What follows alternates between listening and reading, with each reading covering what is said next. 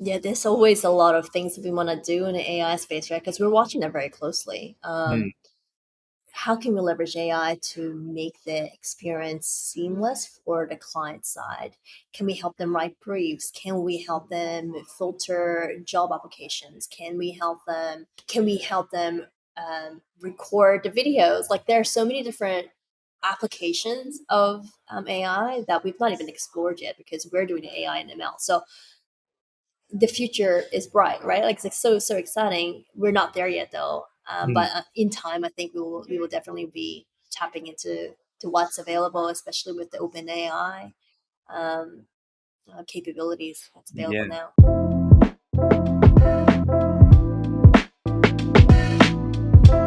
Welcome to Foundations, a podcast where I chat with creative and tech founders as they build amazing companies.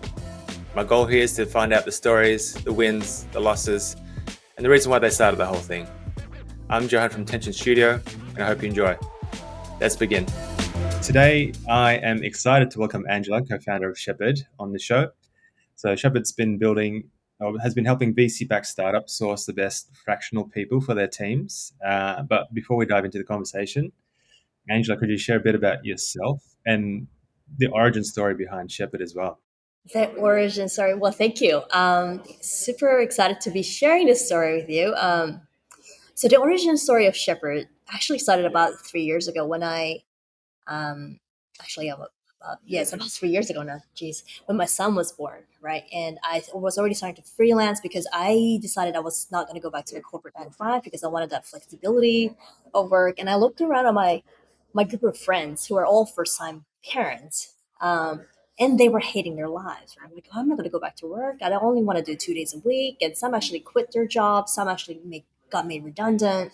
Conveniently because of the status of the situation they're in.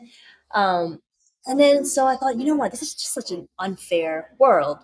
The society is not designed for new parents trying to navigate parenthood and work.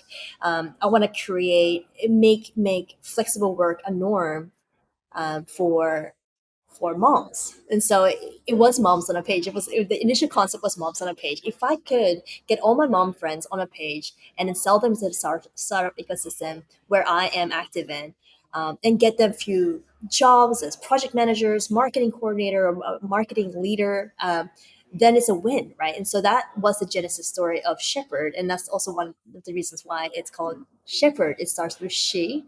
And saying that though, like after talking to several different companies where my clients and the prospects that in a startup because I learned quickly that it doesn't really matter if it's a mom or a dad or a widow or grandpa. It doesn't really matter as long as I can find the right person for the job for the right price. Mm, And so that quickly pivoted into okay, well, maybe executive freelance, right? Like those mid-career folks who are not necessarily interested in pursuing a C-suite, and sort of have done enough but want to diversify impact and still make a good living.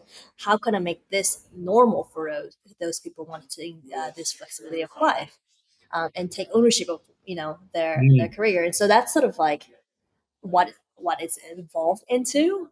Um, and when I was coming out of my maternity leave around the 10-month mark, I decided, like I really need to take this seriously because I'm going to officially quit my job. mm. Um, I'm going to officially quit my job, but I need a proper plan. I didn't have a plan. So I told my husband, Heath, honey, I'm not going to go back to work. And he's like, what do you mean? Like, you're making good money, Yeah, like, how about our dreams, our income? Like, I don't really have a plan, but just give me 4 weeks and I'll come up with a plan, right? nice. And so I made a list of like about 30 people. Just went on LinkedIn. I found 30 people that I think would have the context that I need. And I basically hit the phone. And the Mm, first person on the list was Andrew, my now co-founder. And I'm like, hey, dude, I'm back in the market, but I'm not interested in a full-time job. Do you have any clients interested in or wanting product marketing help? Like I can help set up product marketing function, lead a product marketing team, whatever. And it's like, would you do fractional? is fractional? Yeah, yeah, Yeah, yeah. sure, no problem. I'll do I'll do it. fractional. Yeah, Quickly Google what is fractional, and I'm like, oh wow, there's this whole new world of like fractional leadership, fractional executive, right? Who just come in on a 1 to 2 days a week basis, still kind of really heavily embedded in the business to build capabilities, help the founders and leadership team do great work, and then leave behind great work to then continue and just basically diversify impact. I'm like, that is what I want, and so that's sort of how the moms on a page morphed into the current model of fractional leadership, which is yeah, now Shepherd. amazing. Yeah, I mean, the follow up question to that was going to be like, how did you realize you needed to evolve? But it sounds like the trigger was one thing, but as you dove into it, you spoke to more people and you found that actually there's an existing need for this, and therefore you kind of jumped onto that, kind of fed on mixing the two sides, the need, but also from both the workers, but also from the market, right? Does that sound about right? Yeah, 100%. So like, so Shepherd, we decided, okay. Well, I was like, building Shepherd. I was prototyping. Was reaching out to all these people. I'm like, hey, this is what I'm doing. Would you be my guinea pig? And a lot of people community say yes. So I built my prototype on Webflow. I mean, I'm not a developer, but I just went on Webflow and I used Reloom to like hack things Yeah. together. And so I have my prototype. I'm like, yeah, this is gonna be it. But then I realized quickly that building a two-sided business alone, it doesn't give me the velocity I need in terms of learning, right, and execution. And so I'm like, okay, I need someone to do this with. Mm, And all the while, I've been yapping away at Andrew, like, hey, how about this moms on a page thing? How about this, like, and eventually, I sort of like got him on board yeah. because he was Nice. also kind of building his Tiger Team concept, where it's like, we'll assemble a team of experts to embed into your business to, figure things out and then exit. So there was like a strong alignment with our view of the future of work. And he was already doing his own thing, and I was kind of trying my own thing, and and yeah, we sort of clicked, and we decided to kind of go in on it together and Yeah. change the future of work. And There you go. here Nice. we are, a year later. Yeah, exactly. And I think obviously you've helped me, connect with me to a startup that I'm still working with now. So like, gotta thank you for that introduction. Obviously, the model seems to be working, at least from the outside. But what would you say like would be the most challenging aspect? I think before we jumped on this call, you mentioned all this, the boring but compliancy work that you need to do. Maybe this kind of wrangling two sides of the two markets. Like, what would you say is the most challenging aspect Well, in this together? again, so we're bootstrapping this, right? And we tend to keep it bootstrap up for as long as we can, just so that we can focus on building the right product for the customers that we need, and just, like, remove the distraction from our work. So with the bootstrapping nature comes, okay, well, how am I going to make sure I can cover, put food on the table for my kid, Mm, and that kind of stuff. So I'm still doing fractional work by myself. I'm a fractional product marketer. I work with several different clients, and I still do a lot of that stuff on the side. And actually, that gives me an opportunity to be my own guinea pig, right? mm, To use myself as an experiment, because, like, for example, Shepherd is sort of a two-sided marketplace, or closed marketplace, that does matchmaking via asynchronous video mhm. introductions, right? Yeah, I yeah, think you've kind of gone through it, that experience. And that was because I stopped writing proposals. I'm like, I'm not going to waste 4 to 10 hours of my time writing proposals that may or may not turn into revenue for me. I don't have that kind of time. So how do I hack time with videos? And so we started prototyping it, concierging everything. The whole balance of, like, it's a, you always want to build the best thing, and put your best foot forward and mm, perfect everything, but you just don't have enough data to yeah, really build that. So you just need to be so scrappy and be yeah, comfortable with the scrappiness of it all. So I always joke, and whenever people ask me about Shepherd, Andrew is the AI and I'm the ML, and sometimes I'm the AI and he's the ML. Like, we're doing all of this stuff in the background, even though on the front end it looked like, we're live yeah, thing. The reality is we don't really need a physical platform, a software, to yeah, do what we do. And so constantly reminding myself that actually we don't need to go back to the development to build these Yeah. things. We can still do and learn and test. Um, and just focusing on the money, Yeah. because I think when the money hits the bank, that's the true validation of your idea, your Yeah. Yeah. business, right? And so we're just been focusing on that.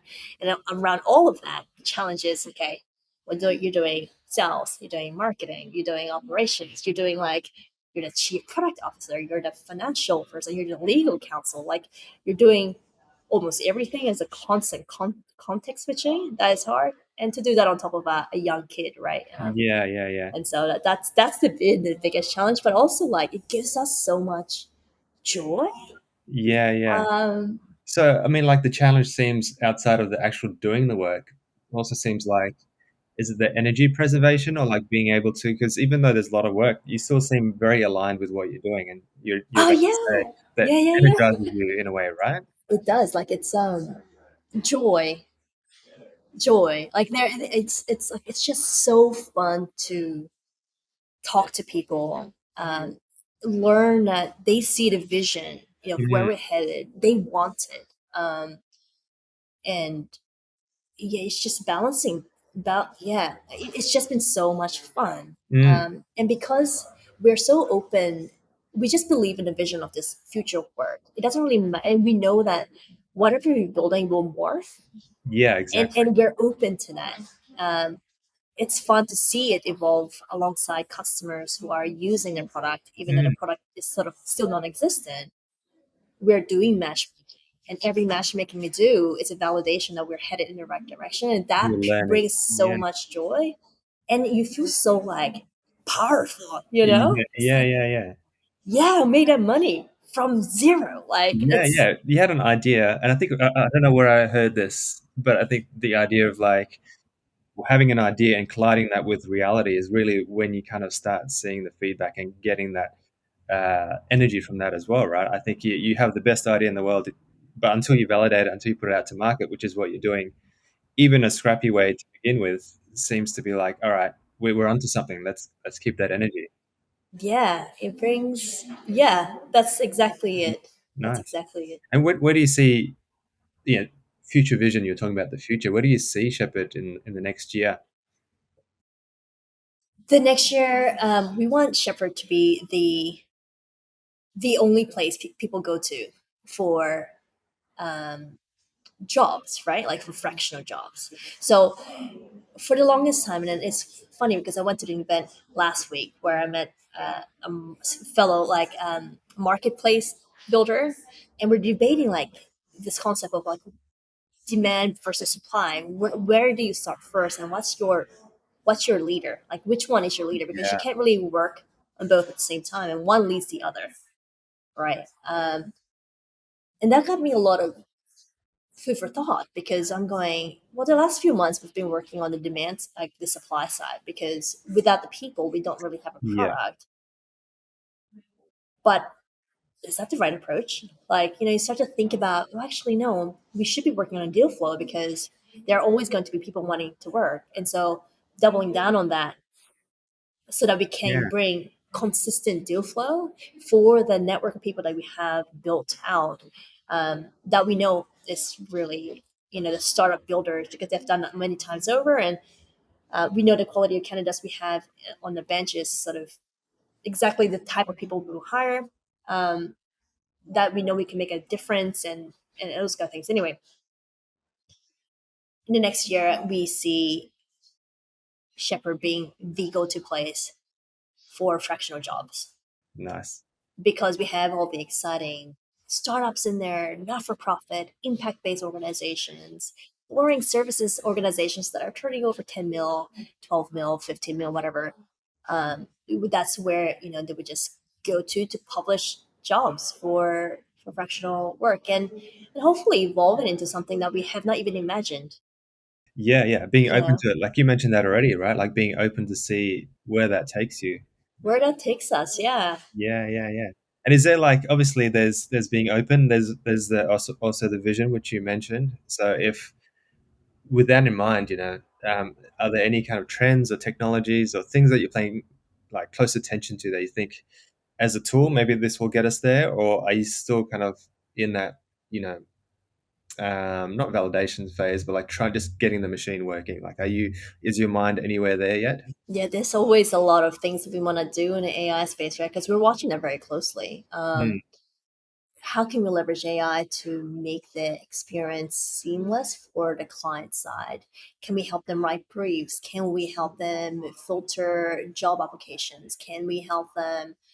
Can we help them record the videos? Like there are so many different applications of AI that we've not even explored yet because we're doing AI and ML. So the future is bright, right? Like it's so exciting. We're not there yet though, mm, but in time, I think we will definitely be tapping into to what's available, especially with the open AI um, capabilities that's yeah. available now. Yeah, yeah, definitely. It's an exciting space, but sometimes can be such a it's like a candy store. You know, I think the distractions are there, but it sounds like you have a pretty strong product mind and know not to be distracted along the way. But I yeah, try my best. It's we're all trying. hard though. It's Yeah. hard because you want to just get your hands dirty and like build, just keep building. But it's a constant reminder, right? Like you are not only building a product, you're building a business, and a business needs revenue. Business needs clients, and so just keeping that balance is important. So we're just being very comfortable with the scrappiness of it all, Mm, knowing that it will break and knowing that it will need to evolve over time. But being super open to that and being very biased towards um, action and learning from clients directly rather than yeah. going with what we think is best. You know what I mean? Mm, mm, mm. Which Like, is really easy to do, I yeah, think. yeah, yeah. It's easy to lock yourself in a room and go, "I have a great idea. I'm going to follow it through without that kind of validation or information from outside." Totally. Yeah. So, you know, sounds like a pretty busy 3 years or so. Has there been kind of like, well, any advice that you would give to founders just starting the journey outside of keeping the energy up? Like, is there kind of any nuggets of wisdom you would like to impart? Yeah. Um, I would say find a good co-founder. I mean, it's easier said than done, but since kind of doing it, like getting like building business together with Andrew, like it's just been a lot more, like, a lot less lonely because Mm, it's a lonely world out there, right? You're thinking about yourself, you're just kind of trying to build things by yourself, you're prototyping by yourself, you're talking to customers by yourself, you're like documenting everything by yourself. But to have someone to bounce ideas off and to just have that energy keep flowing, sometimes you will have a shit day and sometimes you have a great day, and to have someone balance that and to celebrate the good times and bad, um, that that is so important, I think, especially in the early days, whether that's through a co-founder or through mentorship or advisor, someone who can just be with you along the way. Is I think it's so important to keep you going, because there have been so many um, moments where I'm like, that, the hell am I doing? Like, I might as well just pack up and stop and go back to the 9 to 5 because this ain't gonna work. But I'm so glad I have persisted. I am the living proof, almost. Like I've been doing fractional since 3 years ago, and I'm still going strong. And I want more people to have this kind of life where I can go for a swim in the morning and do work at night and sort of like work around my life rather mm, than the other way around. So the vision is there. I think we both strongly believe in the future of work and that it needs to evolve. And hopefully we can play a role in creating that, um, creating a future, I yeah, guess, yeah. for everyone. Awesome. Well, thank you. Short, sharp, but also very meaty conversation. So thank you for that. Maybe I like to end conversation with a quick fun question at least. Okay. Uh, I'm trying to think. What's a tool you couldn't live without? Google Maps. Google Maps. Tell me Yeah. more. I'm an explorer inside out. I like to look at the map, literally, and I go like, where do I go today? I don't really have a clear destination in mind often, but Right. it just kind of be guided by what's around and what I see that day. So it kind of allows for spontaneity, Yeah, but yeah, also guiding, sort of a guiding principle. So yeah, I yeah. love Google Maps. I have.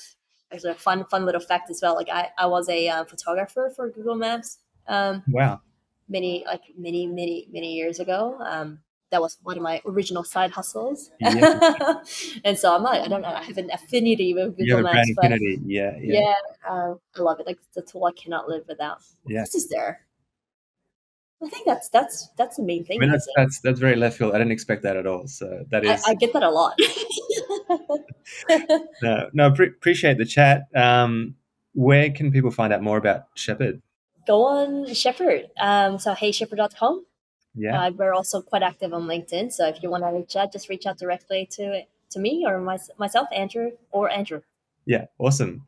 Thank you so much, Angela. Appreciate the chat. And yeah, look forward to seeing Shepherd grow year in, year out. So thank you so much. Thank you. Thank you.